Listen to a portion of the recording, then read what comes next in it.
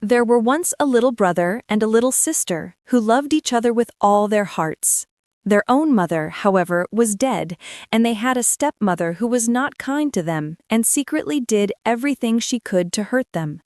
It so happened that the two were playing with other children in a meadow before the house, and there was a pond in the meadow which came up to one side of the house. The children ran about it and caught each other and played at counting out.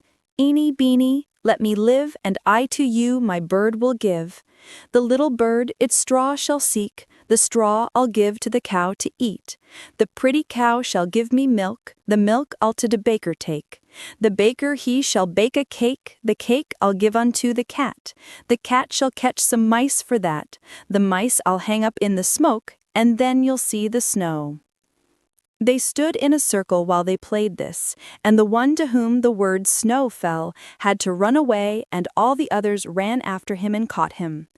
As they were running about so merrily, the stepmother watched them from the window and grew angry, and as she understood arts of witchcraft, she bewitched them both, and changed the little brother into a fish and the little sister into a lamb.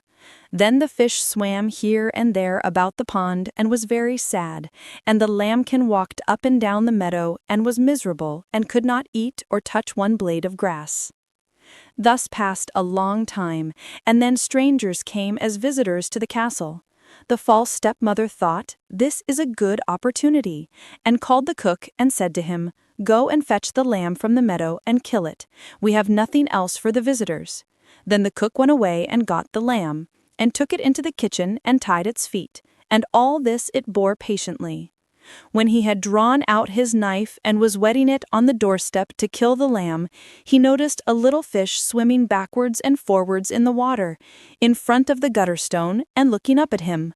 This, however, was the brother, for when the fish saw the cook take the lamb away, it followed them and swam along the pond to the house. Then the lamb cried down to it, "Ah, brother, in the pond so deep, how sad is my poor heart! The cook he whets his knife to take away my life." The little fish answered, "Ah, little sister, up on high how sad is my poor heart while in this pond I lie." When the cook heard that the lambkin could speak and said such sad words to the fish down below, he was terrified and thought this could be no common lamb, but must be bewitched by the wicked woman in the house. Then said he, "Be easy, I will not kill you," and took another sheep and made it ready for the guests and conveyed the lambkin to a good peasant woman, to whom he related all that he had seen and heard. The peasant, however, was the very woman who had been foster mother to the little sister, and she suspected at once who the lamb was, and went with it to a wise woman.